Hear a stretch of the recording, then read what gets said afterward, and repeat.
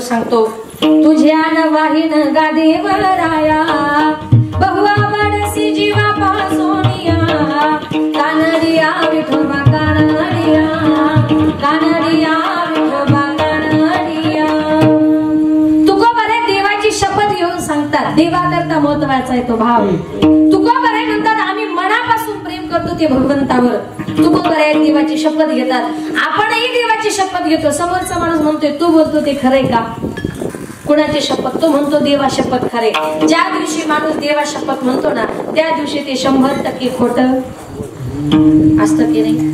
लोक देवाची खोटी शपथ घेतात जे होईल ते देवाच होईल आमचं काही जाणार नाही। पण संत महात्मे देवाची कधी खोटी शपथ घेत नाही। देवा करता महत्वाचा आहे तो भाव। आनंदाने जीवन जगा। भगवान परमात्म्याने तुम्हाला आम्हाला हा जो काही देह दिलाय त्याचं भजन पूजन नामचिंतन करण्याकरता दिलाय। संत महात्मे म्हणतात या जन्मामध्ये आल्यानंतर प्रत्येक माणसाने जीवनाचा आनंद हा घेतला पाहिजे। आनंद या जीवनाचा सुगंधा परी दरवळावा पाण्यातला सूर जैसा ओठातून ओघळावा। आनंद या जीवनाचा सुगंधा परी दरवळावा। इतका आनंदी जीवन जगा की आपल्या आनंदाचा सुगंध हा समोरच्या माणसापर्यंत गेला पाहिजे। म्हणजे थोडक्यात काय आपल्याला बघितल्यानंतर समोरच्या माणसाला जर आनंद वाटला पाहिजे। बरं हसायला काही पैसे लागतात का? समोरून एखाद्याला त्याच्याशी प्रेमाने हसा त्यालाही बरं वाटेल की नाही। पण समोरचा जर हसत हसत आला आणि आपल्या तोंडावर जर 12 वाजलेले असतील आपल्या बघून त्याच्या तोंडावर लगेच 1 वाजतो की नाही। कमीत कमी दुसऱ्याच्या आनंदा करता तरी हसत जा कारण शेवटाची पाळी तो हा मनुष्य जन्म। एका बाईचा नवरा हसतच नव्हता तिने त्याला हसण्याकरता अनेक विनोद केले अनेक जोक केले पण तिचा नवरा काही हसेना। शेवटी नवऱ्याला म्हटली असं करा आपण थोडस बाजारात जाऊन येऊ। दोघे जण बाजारामध्ये गेले तरी तिचा नवरा हसत नाही आणि तेवढ्यात त्या बाईला समोर एक गाढव दिसलं। गाढव माहिती तुम्हाला? गाढवाला बघितलं ती बाई नवऱ्याला म्हणते अहो ते बघा तुमचे पाहुणे समोरून आले। तो इतका हुशार होता तो म्हटला राम राम सासरी बरे आहात ना घरची मंडळी वगैरे अशी जरा नवरा बायको एकमेकाची टिंगल करायचा। गाढवाची करा पण हसा कारण का माणसाचा जन्म पुन्हा पुन्हा नाहीये। जगाच्या बापाने सुद्धा एकट्याने संसार केला नाही। जगाचा बाप सुद्धा रुक्मिणी मातेला म्हणतोय रुक्मिणी तुझ्या विना वैकुंठाचा कारभार चालना एकल्या विठुरायाला हो संसार तुझ्या विना वैकुंठाचा कारभार चालना एकल्या विठुरायाला हो संसार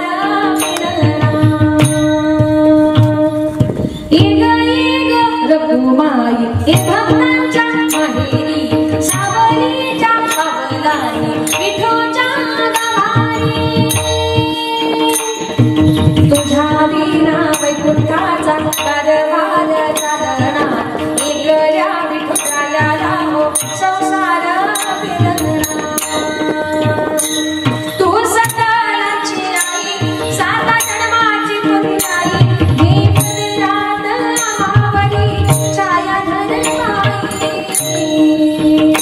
तुझे थोरावी महान आम्ही देऊ तुला मान देऊ बलिदान होऊ तुझ्या पालखीचे होई।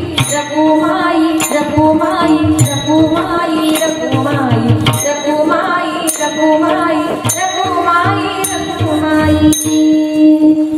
जगाचा बाप सुद्धा रुक्मिणी मातेला म्हणतोय रुक्मिणी अगं तुझ्याशिवाय मी या जगाचा संसार करू शकत नाही। तुझ्या विना वैकुंठाचा कारभार चालना एकल्या विठुरायाला हो संसार मिलना। जगाच्या बापाने सुद्धा एकट्याने संसार केला नाही म्हणून तुम्ही आम्ही मी एकटा संसार करतोय असं पुरुषाने म्हणायचं नाही आणि असं बाईने सुद्धा म्हणायचं नाही। देवाकरता महत्वाचा आहे तो भाव। जो अर्जुन 24 तास देवाच्या संगतीमध्ये राहिला त्याला देखील भगवंत कसा आहे किती मोठा हे कळलं नाही। कारण एक दिवस अर्जुनाला भगवंताच्या विश्वरूपाचे डोहाळे लागले होते।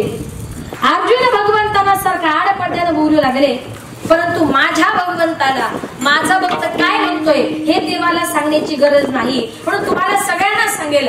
मंदिरात गेल्यानंतर तर देवा मला बंगला दे, देवा मला गाडी दे. काही काही बाया म्हणतात देवा माझी सासू मरू दे. हे अजिबात देवाकडे मागायचं नाही. आपण मंदिरामध्ये गेलो आणि देवाने आपला चेहरा बघितला का देवाला लगेच समजते याला काय पाहिजे. न सांगता तुम्हा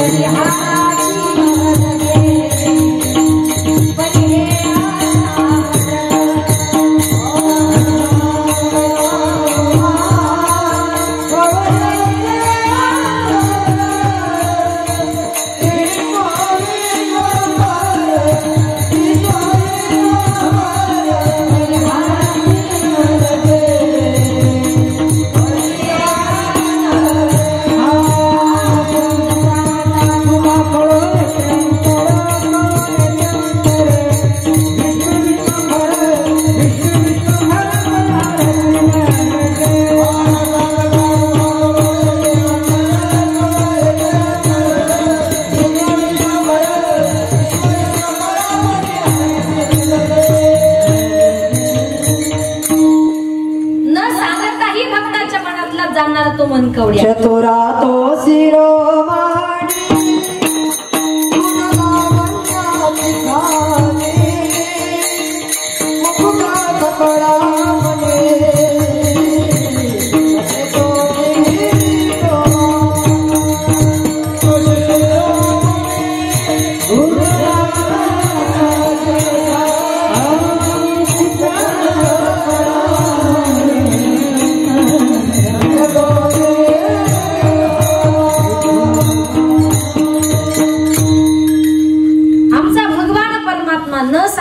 भक्ताच्या मनातला जाणणार.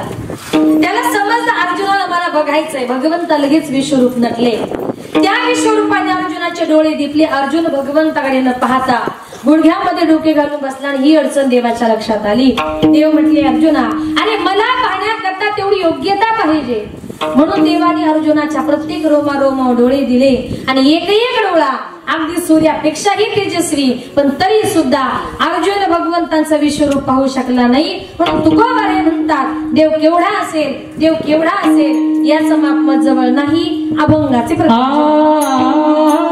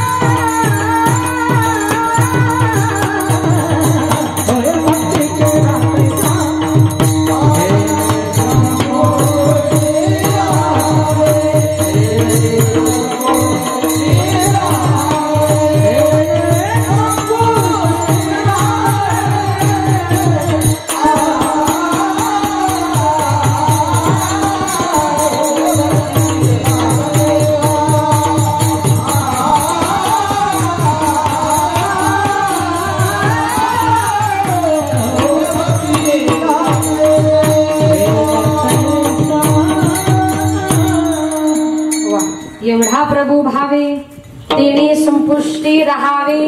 तुकोबाराय म्हणतात आमचा एवढा मोठा देव आहे पण भक्ताच्या भावा करता तो अगदी छोटा होतो. देवा करता महत्वाचा आहे तो भाव. देवा करता गरज आहे ती भावाची. संत महात्मे म्हणतात देव कुठे राहतो तेने संपुष्टी राहावे. संपुष्ट म्हणजे काय? भक्ताची हृदय रूपी पेटी. हृदयामध्ये साठवायचं असेल तर भगवान परमात्म्याला जागा द्या. काही काही लोक या हृदयामध्ये रात्रदिवस संसार प्रपंच अशा गोष्टी साठवतात आणि त्याच्यामुळे काय होते. एक सुंदर उदाहरण सांगते. एका गावात एक बाबा मरणार आणि तेवढ्यात त्या बाबाची वाचा गेली.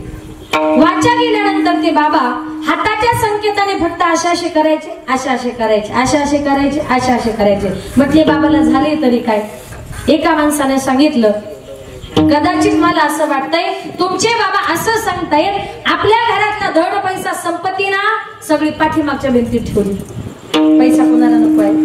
मागच्या भिंतीमध्ये पैसा ठेवला म्हटल्या बरोबर घरातल्या लोकांनी अर्जंट जेसीबी बोलवला. सगळी भिंत पाडली. भिंतीमध्ये 1 रुपया सुद्धा सापडला नाही. बाबा हाताच्या संकेताने फक्त असे करायचे, असे करायचे. म्हटले दुसऱ्या भिंतीत असेल, तिसऱ्या भिंतीत असेल. घराच्या 2-3 भिंती पाडल्या पण एकाही भिंतीमध्ये 1 रुपया सापडला नाही. बाबाने मनात विचार केला की अरे माझी वाचा गेली, मला बोलता येत नाही. मी आज म्हणेल की उद्या मरेल याची गॅरंटी नाही. मुलांनी उभ्या घराला जेसीबी लावलाय यांचं चाललंय तरी काय? अक्षरशः बाबा रडू लागले आणि रडून बाबा हाताच्या संकेताने फक्त असे करायचे, असेच करायचे. मुलं म्हटले आपले बाबा एवढं रडून उभं राहून जीवाच्या आकांताने सांगतायत म्हणजे नक्कीच आपल्या बाबांनी कुठेतरी लाखो रुपये खजिना दाबून ठेवलाय. बाबा सांगण्याचा प्रयत्न करतायत पण बाबाला काही बोलता येत नाही. म्हटले काही करून बाबा मरायच्या अगोदर बाबाचे लाखो रुपये आणि खजिना आपल्याला भेटला पाहिजे. काय करावं? एका माणसाने सांगितलं तुम्हाला तुमच्या बाबांना जर गोऱ्याला लावायचं असेल तर आयुर्वेदामध्ये एक अशी वनस्पती आहे ती खाल्ल्यानंतर माणसाला काही क्षण बोलण्याची परवानगी असते. तिचं नाव आहे संजीवनी वनस्पती. तिची किंमत आहे म्हटले 50,000. मुलं म्हटले जाऊ 50,000 रुपये गेले तरी चालतील पण बाबाचे लाखो रुपये आणि खजिना भेटला तर कुणाला नको आहे. म्हणून त्या घरातल्या लोकांनी त्या लाखो रुपयाच्या आशे करता ती 50,000ची संजीवनी वनस्पती आणली. बाबाला खाण्याकरता दिली. बाबाने ती वनस्पती खाल्ली. बाबा बोलायला लागले. मुलं म्हटले बाबा अहो तुम्ही सकाळपासून जीवाच्या आकांताने हाताच्या संकेताने फक्त असं करताय, असं करताय. बाबा कुठं ठेवला धन, कुठं ठेवली संपत्ती, कुठं ठेवला पैसा? बाबा मरायच्या अगोदर 1 मिनिटामध्ये पटकन काहीतरी बोला. बाबा म्हटले पोरांनो अरे सकाळपासून माझी जीव जायची पाळी आली. मी तुम्हाला सकाळपासून जीवाच्या आकांताने एकच सांगतोय आपली ती पीठ चाळायची चाळण आहे ना ती काल शेजारच्या बाईने नेली. आता मला सांगा 20 रुपयाच्या चाळणी करता म्हातारा कितीला पाडला? 50,000 गेले. घरही पाडलं आणि त्या झटक्याने बाबा सुद्धा गेले. याला कारण का? हृदयामध्ये साठवलेला संसार साठवण्यापेक्षा देवाला साठवा. हृदयामध्ये तुम्ही कितीही जरी संसार साठवला हा संसार कसा आहे? ये रती माई के दुःखाची जनती, ये रती माई के दुःखाची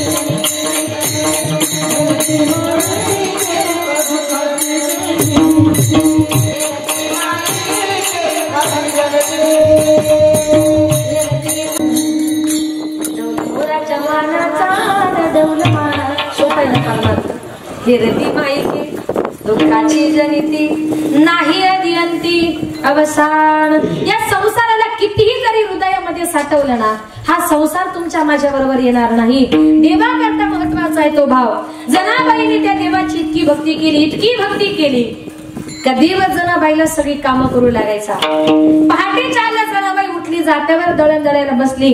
देवानही यावं आणि जनाबाईला जात्यावर दळून लागावं. एक दिवस जनाबाई म्हटली का रे देवा रोज तुम्हाला दळण दळू लागण्याकरता येतो देवा, आज दळण दळताना माझी एक अट आहे. देव म्हटला काय गरजणी? जनाबाई म्हटली हे बघ देवा मी पुढे म्हणते आणि तू माझ्या पाठीमाग ओवी म्हणायचे. ठीक आहे जणे. जनाबाई आणि देव दोघं जात्यावर दळण दळायला बसले.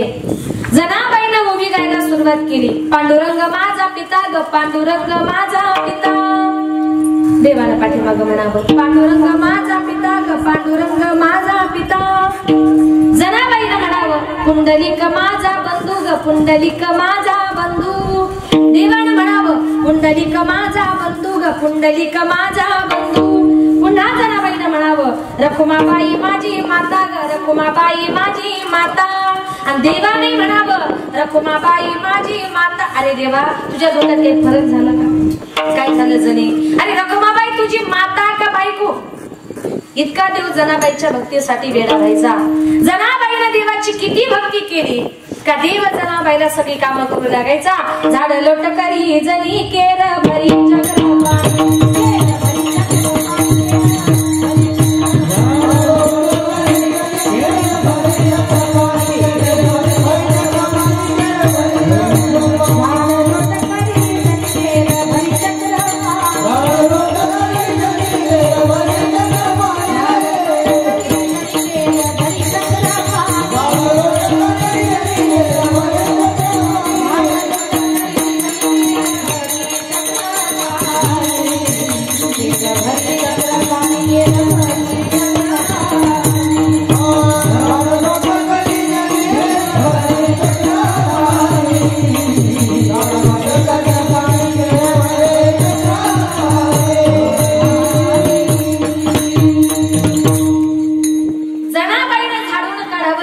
केर भरावा इतका मोठा जनाबाईचा अधिकार. आज समाजामध्ये स्त्री आणि पुरुषांना 50-50% आरक्षण आहे ना. अगदी ग्रामपंचायत मध्ये सुद्धा आले, अर्ध्या महिला अर्धे पुरुष. एखाद्या बाईने सांगितलं, हो आता आम्हालाही 50% आरक्षण मिळाले, आता मी घर झाडून काढले, मी इकडचं झाडलं तुम्ही तिकडचं झाडायला ते त्यांनीच करावं. झाड लोट करी जाई आणि केर भरी चक्र पाणी.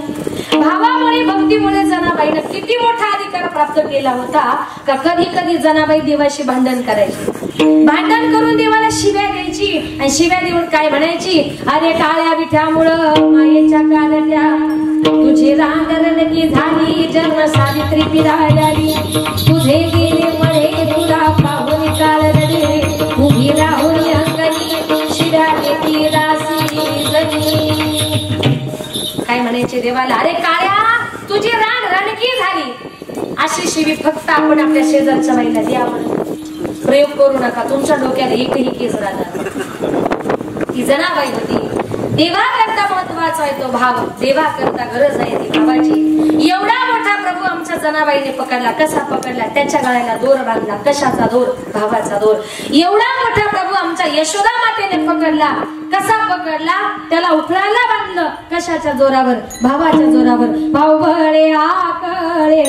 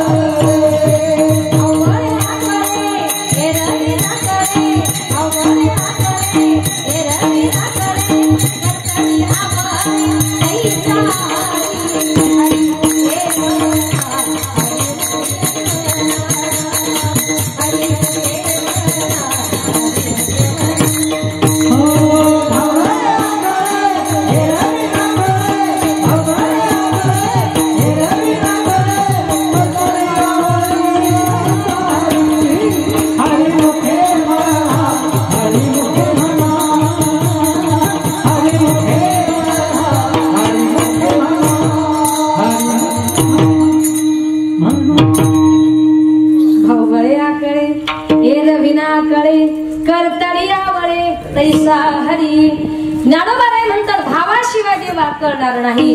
देवा करता महत्वाचा आहे तो भाव. एवढा मोठा देव आहे म्हणून देवावर भाव ठेवत जा.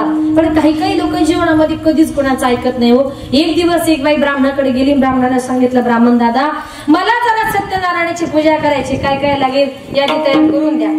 ब्राह्मणाने तिला सगळी यादी तयार करून दिली. जाताना सांगितलं, बाई सत्यनारायणाची पूजा करण्याकरता लक्ष्मीनारायणाचा जोडा असावा लागतो.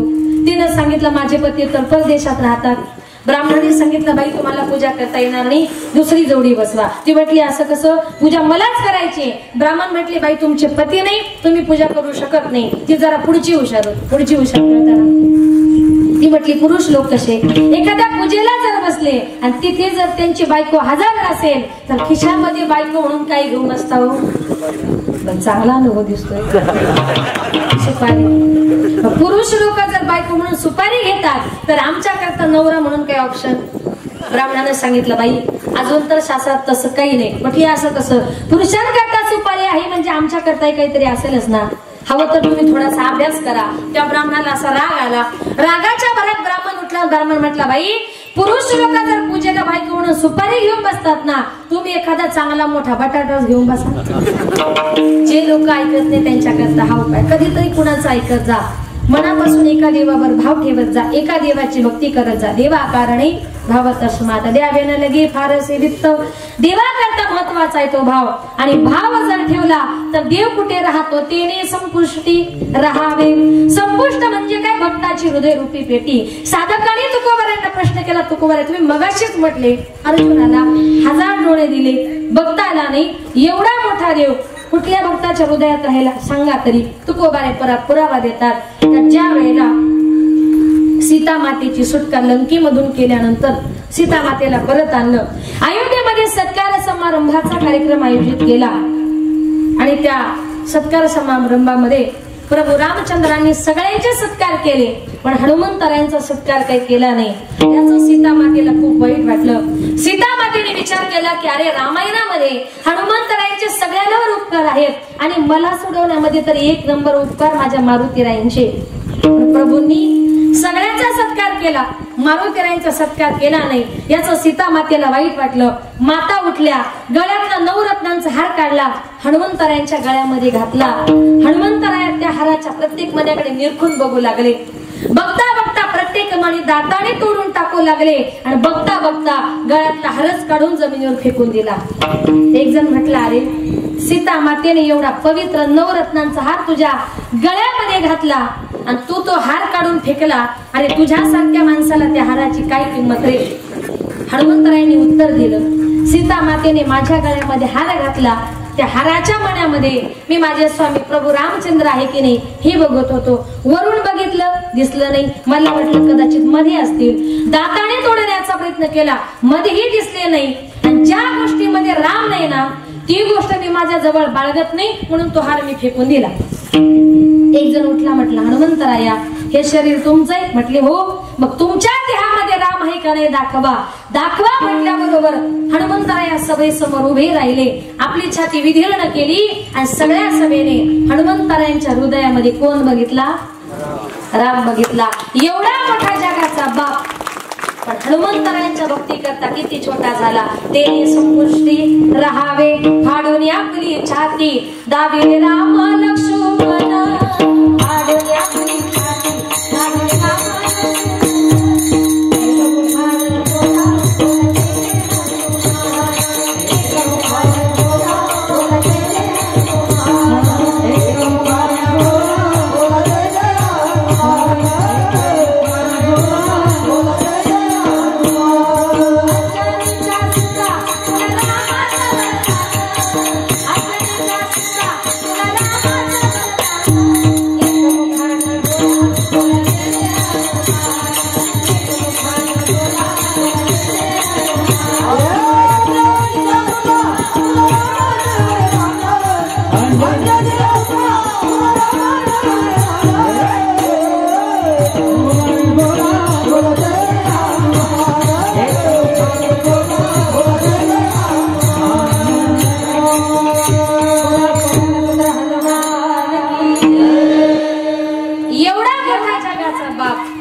हनुमंतरायांच्या हृदयामध्ये राहिला का, तर हनुमंतरायांचा भाव बघितला आणि तो देव हनुमंतरायांकरता छोटा झाला. एवढा प्रभू भावे तेने संपुष्टी राहावे.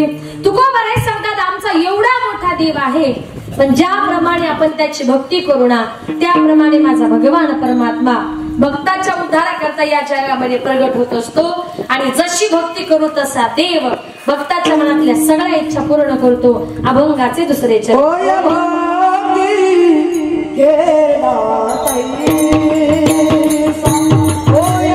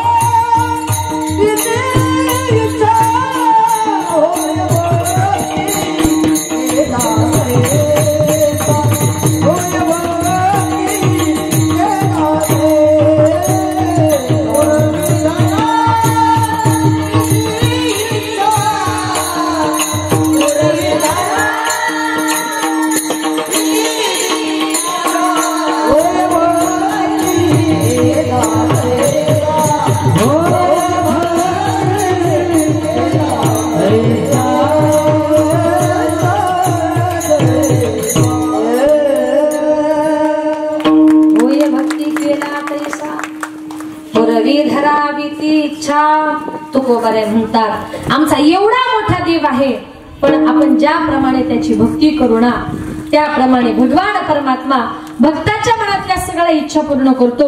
पण इच्छा अशी करा की भगवान परमात्म्याने ती पूर्ण केली पाहिजे। पुरवी मनातल्या इच्छा भगवंत पूर्ण करतो। नुरवी पुरवी प्रेम कृपा जयाची, भक्ताच्या मनातल्या इच्छा पूर्ण करणं हे देवाचं पहिलं कार्य आहे। म्हणून काही काही लोक देवाकडे इच्छा करतात काय, काही काही बाया म्हणतात देवा हवं तर तुला एखादा 2 पायाचं वाहीन 4 पायाचं वाहीन, पण आम्हाला मुलगा। आशा नवसानं झालेली मुलं तशीच खाणारी पिणारी निपसतात। भगवंताकडे मागायचंय देवाला सांगा ईसा पुत्र दिगा मुंडा त्याचा तिने योगी झेंडा। मुलगी जर मागायची असेल, शक्यतो लोक देवाकडे मुलगी मागतच नाही, देवही दिल्याशिवाय राहत नाही अशी गंमत आहे। पण जरी मागितली ना देवाला सांगा देवा कन्या तरी ऐसी देई जैशी विरा मुक्ताबाई। मागायचं आहे चांगलं मागा।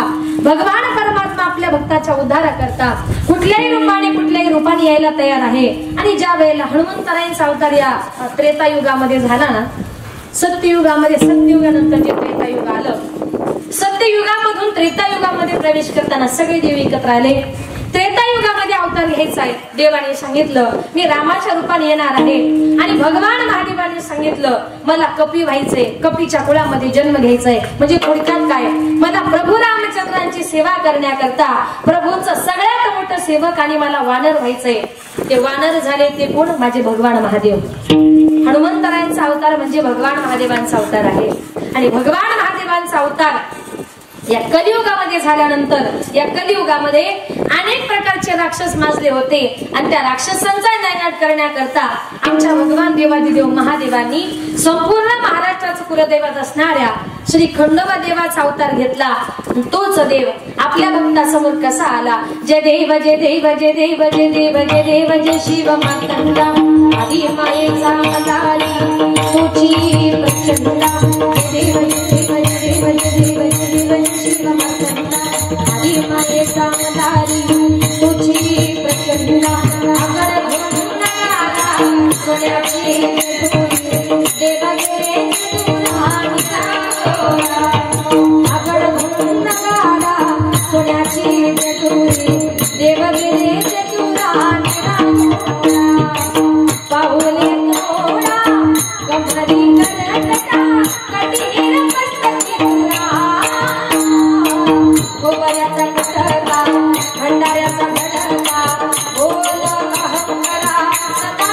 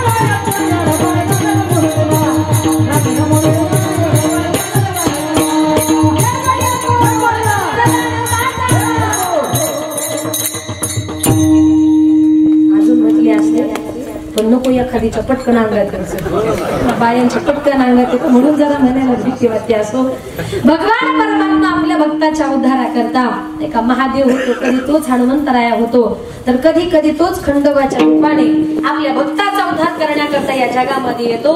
म्हणून जशी आपण इच्छा करू पुरवी धरावी ती इच्छा एका भक्ताच्या मनातल्या इच्छा पूर्ण करणं हे देवाचं पहिलं कार्य आहे. भगवान परमात्म्याने लाख मोलाचा नरदेह दिलाय. दिले इंद्रिय हात पाय कान डोळे मुख बोलाया वचन एका जेणे तू जोडसी नारायण नासी जीवपण भवरोग. सगळ्या भगवान परमात्म्याला जोडण्याकरता इंद्रिय दिले. हात दिले, पाय दिले, कान दिले, डोळे दिले, नाक दिले. हाताने काय करा? टाळी वाजवावी, गुढी उभारावी, वाटती चालावी पंढरीची वाटती चालावी पंढरीची. हाताने टाळी वाजवा, पायानं पायी तीर्थयात्रा घडो, देह संता घरी पडो.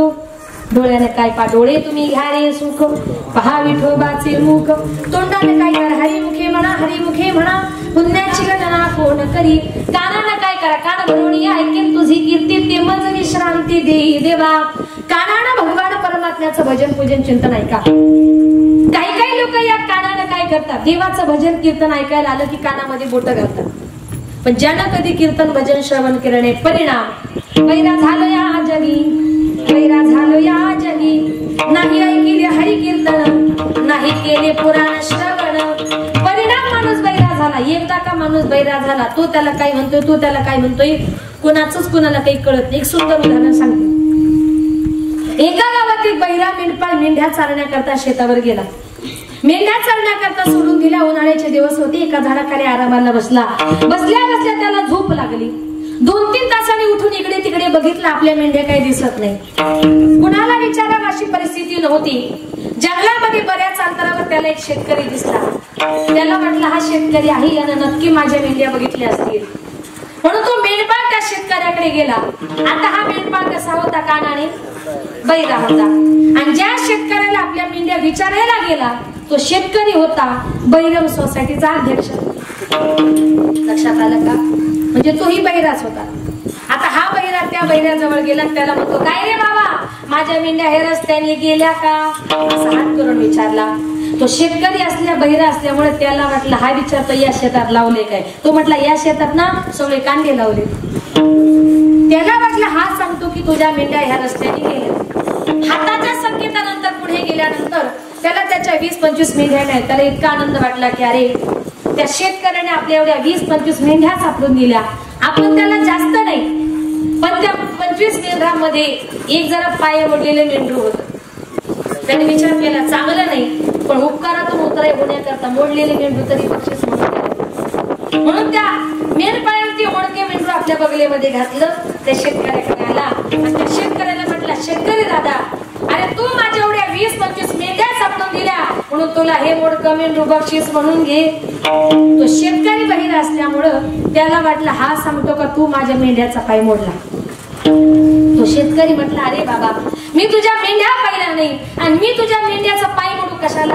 पण हा याला काय म्हणतोय का तू माझ्या एवढ्या 20-25 मेंढ्या सापडून दिल्या, म्हणून तुला हे मोडकं मेंढरू बक्षीस म्हणून घे. 2 तास झाले, 3 तास झाले, दोघांचं भांडण काही मिटत नाही. चला म्हणे गावच्या पाटलाकडे. दोनही बहिणी गावच्या पाटलाकडे गेले. आता ज्या गावच्या पाटलाकडे भांडण मिटवायला गेले तो गावचा पाटील होता बैरम सोसायटीचा चेअरमन. तोही बैराच होता. गंमत अशी झाली, पाटलाच्या त्याच्या बायकोचं अगदी कडाक्याचं भांडण झालं आणि पाटलाने त्याच्या बायकोला मारून घराच्या बाहेर काढून दिलं.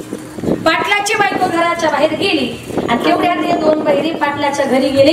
एक जण म्हटला, पाटील साहेब, याने माझ्या एवढ्या 20-25 मेंढ्या सापडून दिल्या, म्हणून मी याला हे मोडकं मेंढरू बक्षीस देण्यासाठी आलो. दुसरा म्हटला, पाटील साहेब, अहो मी याच्या मेंढ्याच पाहिला नाही, तर मी याच्या मेंढ्याचा पाय मोडू कशाला. पाटील म्हटला, तुम्ही दोघांनी मला कितीही जरी सांगितलं, पण मी काय माझ्या बायकोला घरात घेणार. लाख मोलाचा नरदेह भगवान परमात्म्याने दिलाय. त्या नरदेहाचा चांगल्या प्रकारे वापर करा.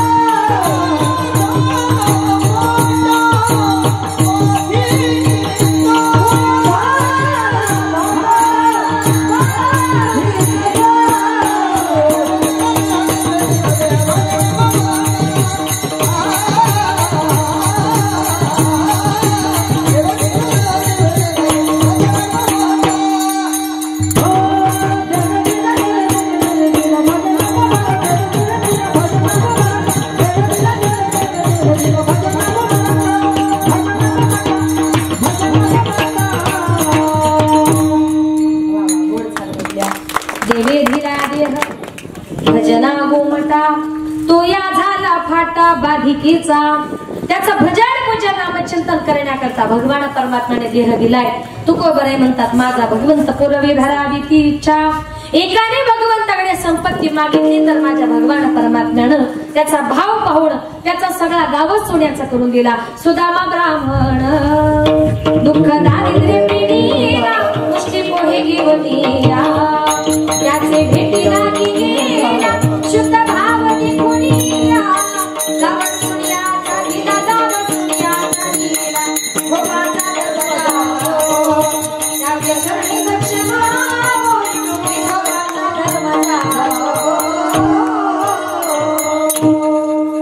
शुद्ध भाव देखोनिया गाव सोनियाचा दिला. एकाने भगवंताकडे संपत्ती मागितली. सुदाम देवाच्या बायकोने सांगितलं जा तुमचा मित्र द्वारकेचा राजा झाला. गड्यानो राजा किर झाला कृष्ण सिंहासनी बैसला कृष्ण सिंहासनी बैसला. गड्यानो राजा किर झाला जा तुमचा मित्र द्वारकेचा राजा झालाय. 2 टाइम पुरेल एवढं अन्न घेऊन या. सुदामदेव भगवंतांना भेटण्याकरता गेले. दरिद्रीची अवस्था. हिंदू धर्माची प्रथा परंपरा आहे कुठल्याही पाहुण्या माणसाच्या घरी जाताना रिकाम्या हाताने जायचं नाही. खाऊ म्हणून काहीतरी बरोबर न्यायचं. रिकाम्या हाताने जायचं नाही. संग्रामहून भीक मागून आलेली पुरचुंडीवर कच्चे पोहे भगवंतांना भेटण्याकरता नेले. सुदामदेव निघाले. सुदाम देवाचं भविष्य प्रत्येक ब्राह्मणाने सांगितलं होतं. सुदाम्या तुझ्या नशिबामध्ये 18 विश्व दारिद्र्य आहे. काय सांगितलं? तुझ्या नशिबामध्ये 18 विश्व दारिद्र्य आहे. सुदामदेव भगवंतांना भेटण्याकरता गेले. सुदामदेवाचे फाटके कपडे तुटकी चप्पल पाहून देवाला वाईट वाटलं. मी द्वारकेचा राजा आहे. माझ्या मित्राला घालायला कपडे सुद्धा मिळत नाही. म्हणून देवानं आपल्या हाताने सुदामदेवाला आंघोळ घातली. सुदामदेवाला चांगले कपडे घालण्याकरता दिले. आणि सुदामदेवाच्या कपाळावर गंध लावण्याकरता भगवंताने हात फिरवल्याबरोबर सुदामदेवाच्या कपाळावरची दरिद्रीची रेषा पुसली. आणि तिकडे सुदाम नगरी सोन्याची. देवाचा हात आहे तो. देवाचा हात जर नशिबावरून फिरला तर माणसाचं नशीब बदलतं. पण काही माणसाचे हात इतके वाईट आहेत. एखाद्या माणसाचा हात जर आपल्या अंगाला लागला ना माणसाला नसलेला ताप येतो. ज्ञानेश्वरी त्याचं वर्णन आहे. लल्लाटीचे लिहिले परिकदान जाय पुसिले तैसे काळे गोरे पण पुसवण जाय. जे आपल्या कपाळावर लिहिलंय ते पुसण्याचा अधिकार त्यालाच आहे. नशीब जर बदलायचं असेल तर भजमान पंढरी राया पंढरीच्या पांडुरंगाला शरण जा. तुमचं नशीब बदलण्याची ताकद माझ्या भगवान परमात्म्याच्या हातामध्ये आहे. तुका म्हणे आले समर्थाचे म्हणा